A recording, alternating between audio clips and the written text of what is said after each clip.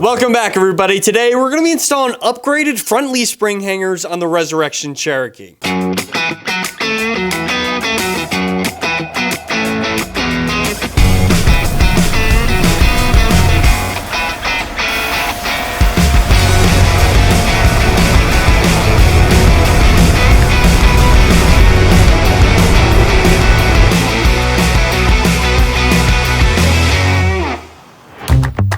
Before we move forward with this build, we have to take care of some stuff that we don't necessarily need to do, but it's probably in our best interest to. The two things I've been saying in the series that this Jeep has to be is reliable and capable. There is no doubt in my mind that this Jeep is going to be plenty capable. As for reliability though, we want to make sure this Jeep is going to be reliable on the trail and on the street. And what we're going to do today is going to probably up that reliability out on the trail. Today we're going to be replacing the stock front leaf spring hangers on the Cherokee. The stock ones on here now are very thin, you know, it's basically sheet metal. Maybe a little thicker, but you know, you get what I'm saying. They are very thin, they're not held onto the Jeep all that well. They're literally spot welded in just a few spots. On the unibody and on the floor. My rear axle is held on by a bracket tacked to the floor. I might be exaggerating, but you get what I'm saying. I've been told by a few people through YouTube and Instagram that this is gonna be the weak point of my rear suspension. And that, I cannot have that. The last thing I wanna do is get on the Rubicon Trail next year, the summer of 2026.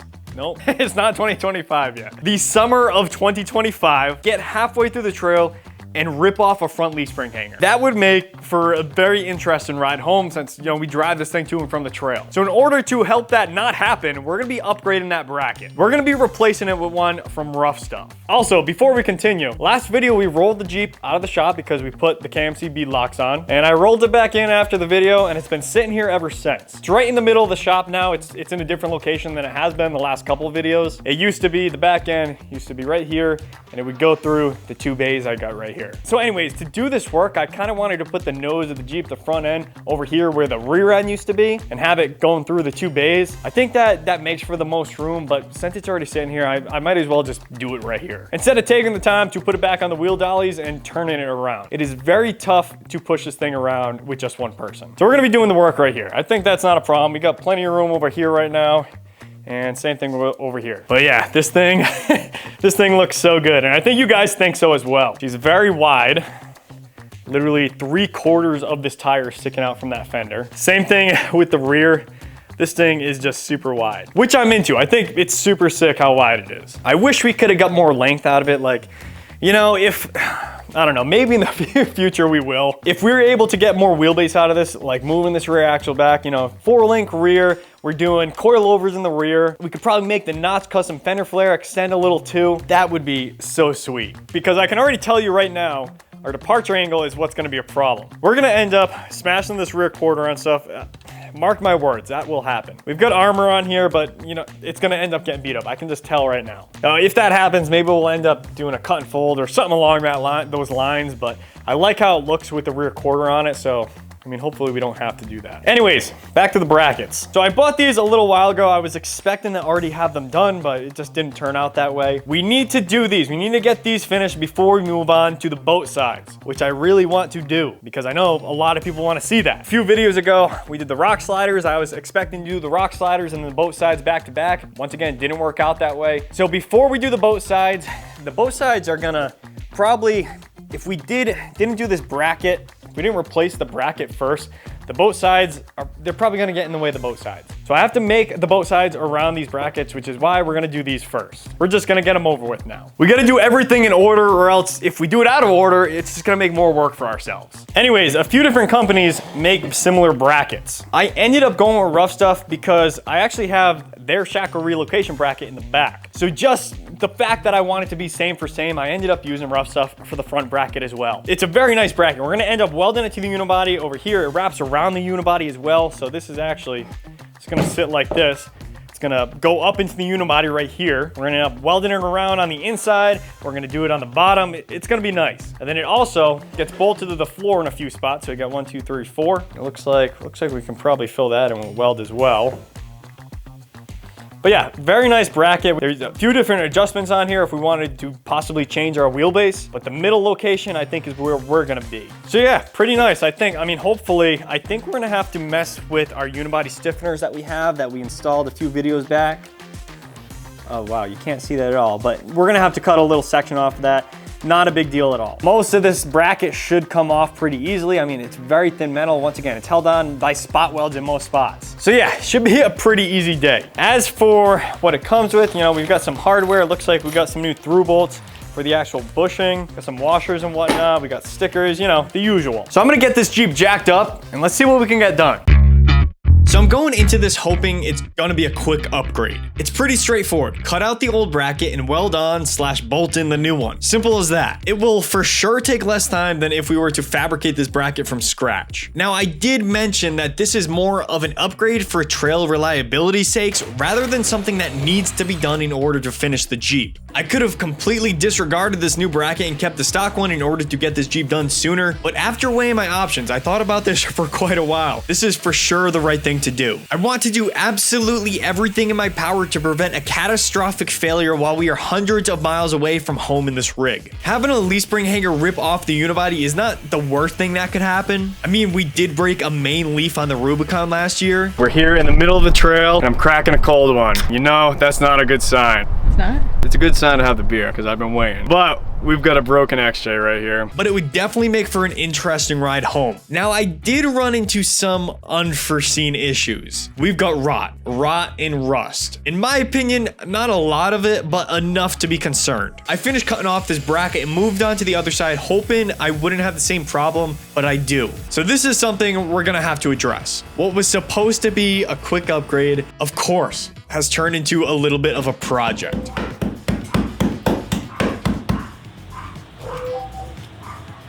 Okay, that took so incredibly long. I've been going at this for a few days. It actually took 2 days to cut those off. There was a lot that had to be cut off. On the first day, it took me a few hours to do the passenger side, and then the second day, I finished up on the driver's side. Got those old front brackets all cut off, and I also had to notch out part of the unibody stiffeners that we welded in a few videos back. Doing those unibody stiffeners first made a little more work for myself, but what are you gonna do? It is now day 3, and I'm hoping to make some legit progress today. So down here, we can see the new bracket in place. This is on the driver's side, and this is roughly where it needs to go. Not roughly, I mean, this is literally where it needs to go. It fits very nice in there. And as you can see on the floor of the Jeep, just above the new bracket, I left part of the old bracket. My thought process is that this part of the new bracket is gonna bolt to the actual floor, right where I left part of that old bracket. My thinking is that having that old bracket welded to the floor, it's gonna make it a little stronger. So that's why I did that. It's also less work. I don't have to go and try to cut that out now. Probably saved me a few hours, honestly. Now, if we go look at this passenger side though, you can see that we have a problem. And this is for both sides. We have a problem on both sides.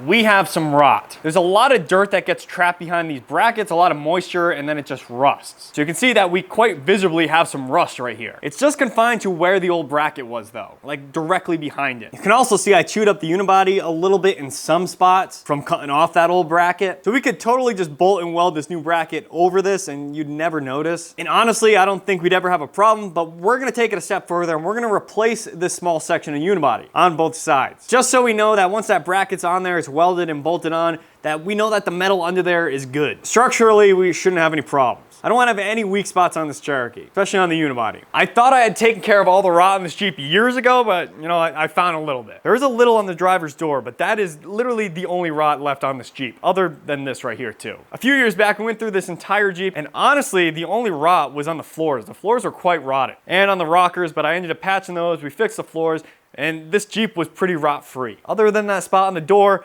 and right here from what I just found. So let's go ahead. I'm gonna get this cut out and see what we can make happen.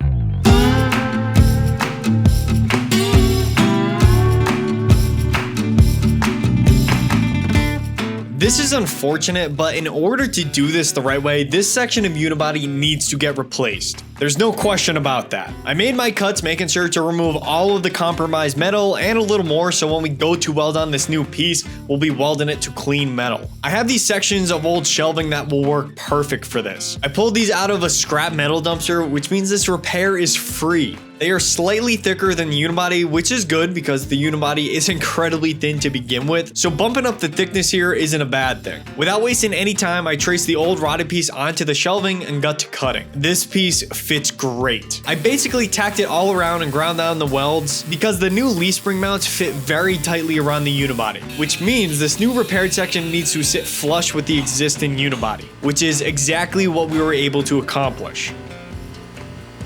This side came out decent. So we've got the bracket up here already. Let's move that. So I ground down what I could. Let's turn the brightness up right here.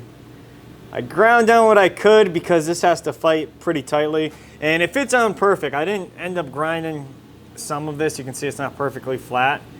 Wow, it's really blurry.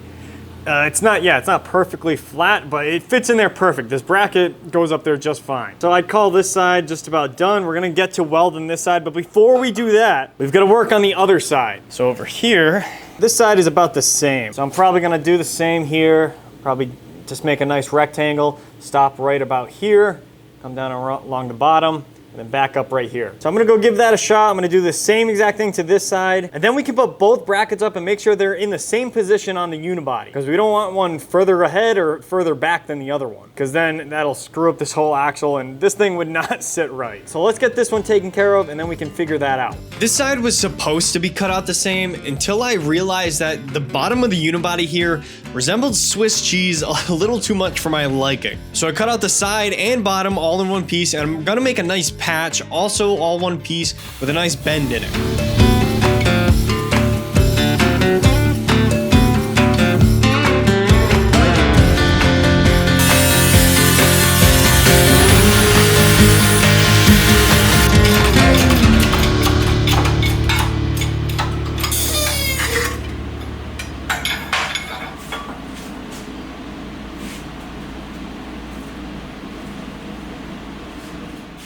So here's the piece that we started with. You can see it's definitely seen some better days. At first, so this right here is the bottom, so it sits on the Jeep like this. At first I was just gonna cut out the side piece, but then I got to looking at this bottom piece again. You can see there was some rot here and then some cut marks. This over here to the right is from me cutting out that bracket. And actually, part of the unibody stiffener was over there. You can see actually where it was welded to from the other side right here. So, I mean, the bottom was just as bad. And then, you know, we have these holes that we don't really need in there anymore. We got 1, 2, and then looks like there was a welded nut on the inside as well. We don't need any of that, so I decided to just cut this all out as one piece. And this is what we're working with now. So you can see our new piece of unibody looks freaking awesome. It came out really good. I got a 90-degree bend in there because it wraps around the bottom, and I'm really happy with it. It actually, I mean, it came out just as good as the other side. Honestly, I wonder if I should have wrapped it around the bottom on the other side. The bottom on that passenger side was not bad whatsoever though, so I'm kind of glad I didn't go that route. A little less work that way.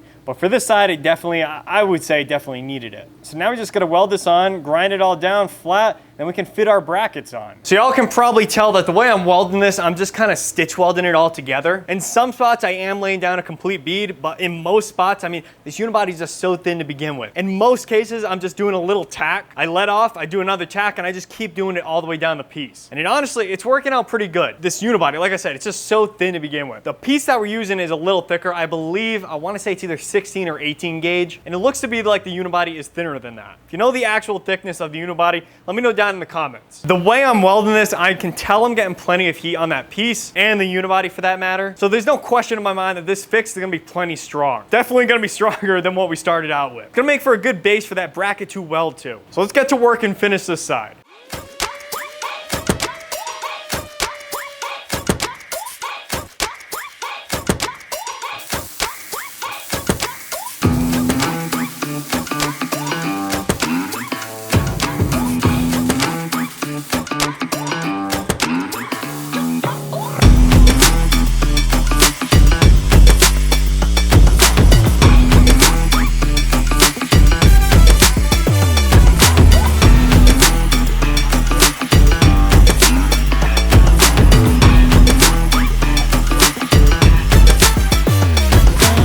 So I just finished that, it's all welded up, ground down, sanded down, and we're ready to weld the bracket onto it. But I just noticed this, which is not a problem, but it's just a little weird. So let's open this up so we can see a little better. I actually pointed this out earlier. I said we're gonna need to weld these up because these are actually holes that go down to this piece of metal. So I thought it was weird that they're not welded from Ruff stuff. And then I looked at this one, and this one is welded from Ruff stuff. So these rectangles, these holes right here, they're all welded up straight from Ruff stuff. For some reason, they forgot to do this one. So once again, not that big of a deal. I mean, this piece is still straight because we've got welds under here, but just kind of weird. Make sure when you get brackets, you know, aftermarket parts and pieces from these companies, just make sure that you do a little inspection like that to make sure, I mean, they're fully put together. So I'm gonna get these welded up, and then I was actually gonna put some weldable primer on these, then we can get these onto the Jeep and start measuring.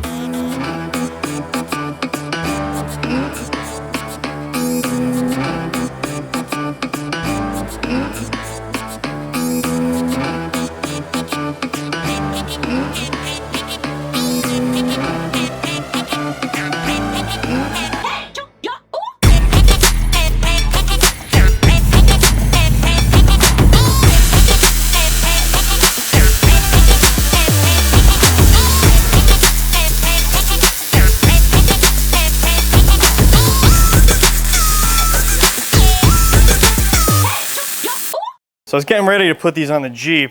I just finished welding the underside of that one over there. And I was looking at this and I decided to put 3 more welds on it. So right here in the middle, on the other side right there, and then this one in the middle as well. I know we want this to be stitch welded, but you know, I just didn't feel as comfortable with this long of a section without any weld. So I just decided to put weld on both sides of this one and then one right over here, and I'm feeling a little better about it. With a piece like this, we want there to be some sort of flexibility, which is why we want it to be stitch welded, which means this is exactly what we want. So now with more weld there, this piece should be good. We should never have a problem with this down the road. Knock on wood. Let's get this into the Jeep. Before we go welding and bolting these brackets on, let's make sure they're square and straight with each other and the unibody. I'm just gonna clamp these brackets in place with 1 clamp each, and then we'll bolt up the leaf springs, throw the wheels and tires on, and make sure everything is straight. Everything is where it has to be. My main concern is I wanna make sure that these tires are still centered in the wheel well. All right, so I've got the wheels and tires back on the Jeep. It's sitting on its own weight again. The brackets are just held in place just by 1 C-clamp on each side, so not ideal, but I wanted to get the Jeep on its own weight just to make sure that this 40 was still centered in that wheel well before we go drilling holes in the floor and welding that bracket onto the unibody. I would hate to go through all that and that bracket be in the wrong spot. So as it's set up right now, it's actually looking really perfect. This is where that bracket is gonna live now. We are damn near close centered in that wheel well. I know the brackets are true to each other. I measured off of 2 separate locations on the unibody to make sure that they were both where they're supposed to be, relative to each other. We can't have one further forward than the other and one further back than the other. If that was the case, we'd be going down the road sideways, and we cannot have that. We would definitely chew through tires pretty quickly. So then once I got the Jeep sitting on its own weight, I measured from like the edge of the tire right here to the fender flare slash like the corner of the Jeep right here, and did the same thing on the back and on both sides. In the front here, we're looking at 2 3/4 inches, and in the back, we're looking at like 2 7/8. So not dead on perfect, but I think that's gonna be all right. Once we get some new leaf springs in here, because we kind of talked about this in an earlier video, these leaf springs are not going to work. I'm gonna try to pull a leaf spring out of the pack because you can actually see that this shackle is maxed out right now. I think if we pull the leaf spring out of this pack, because I think there actually is a helper spring in these, I think we could get that shackle angle to be all right. I think I might do that just for now, maybe after this video is already completed, but we're definitely gonna be getting some custom leaf springs for this. I've talked about this in a previous video as well, but there's a custom leaf spring shop in my town. So once this Jeep is running and driving and going down the road, I'm gonna be bringing this to them and they're gonna make me a set of custom leaf springs. So I'm really just not gonna worry about the shackle angle right now. I want some leaf springs that are gonna flex really good, and I think that's what this shop can do for me. And I'm hoping we can get as much as we can out of the rear. So I mean, we are on 40s, we are sitting pretty low, that's gonna kill our up travel. So I just wanna be able to get as much as we possibly can out of the rear, which is why I'm gonna go to that custom leaf spring shop. They're gonna make me some springs. At this point, I should have went coilovers in the rear. I was hoping to have this thing done sooner if I didn't do that, but this has already taken a long time. Whatever, I'm excited to have the leaf springs in the rear. I think it's gonna be interesting. Plus, we're gonna be carrying a ton of weight, so I think leaf springs is the way to go in this case. Also, as I mentioned, we have a little more space in the back here than the front. It was about 2 3/4 in the front, 2 7/8 in the rear. If anything, that should be better. I say that because when the shackle rotates and this leaf spring articulates, the center line of the wheel and tire tire should move back very slightly. When the leaf springs compress, that is. At least, I think that's how it's gonna work. So having a little extra space in the back, I think is gonna be just fine. And for those of you about to tell me in the comments that this tire is gonna hit this fender flare, we're gonna have bump stops, so don't even worry about it yet. That goes for the front here too. I know for a fact we've got enough room here. And over here, that's a different story. All I gotta say to those people leaving those comments is, the Jeep's not done yet, guys. We still got plenty of work to do. These tires are not going to contact these fender flares when the Jeep is done. These brackets are where they need to be, so I started by drilling the holes for the 4 bolts that are gonna bolt this bracket to the floor. These are 1/2-inch bolts along with locking nuts and some pretty thick, large diameter washers to help evenly distribute the load across the floor. I then moved on to welding. On the outside and the bottom, I welded along the 2 sides. There's not that much to be welded here. It's very straightforward. But on the inside, there is a lot of potential surface area to weld to. So I opted to stitch weld it. There is no reason to fully weld this bracket on the inside. With that being said, this bracket is not going anywhere. That one just came out so perfect. That is a sweet looking weld. But, so I kind of like welded the bracket to the unibody. Now I need to weld the end of the stiffener. I cut this end of the stiffener off. So now I gotta re-weld this end of the stiffener basically onto that weld / the unibody. So I'm gonna be covering up that really nice weld, so it's kind of too bad. But just wanted to show you all that. It's pretty nice looking. Going into this, I felt like I was wasting time. I felt like I could be better using my time on other aspects of this build to get it done sooner. But at this point, at the end of this install, I am incredibly glad that I decided to install this. This Jeep is going to be that much more reliable on the trail now. This bracket is something I don't have to worry about now in the future.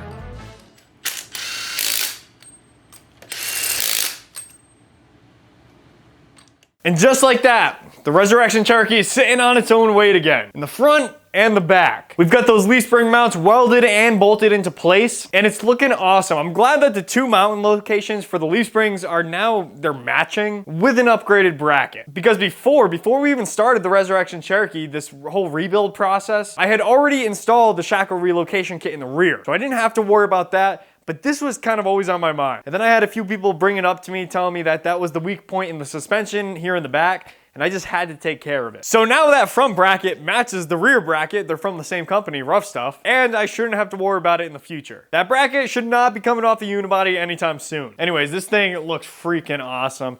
It's just, we're so close to driving this thing, pulling it out of the shop for real and driving it under its own power. But there's still quite a bit to do. But I think in a couple months we can have this thing done. Hopefully, at least that's what I think. Anyways, I appreciate y'all making it to the end of this video. Now, before we end this video, there is something I am extremely excited to share with y'all. But for that, we need to jump in the daily, the red Cherokee, and we need to head up the mountain over here.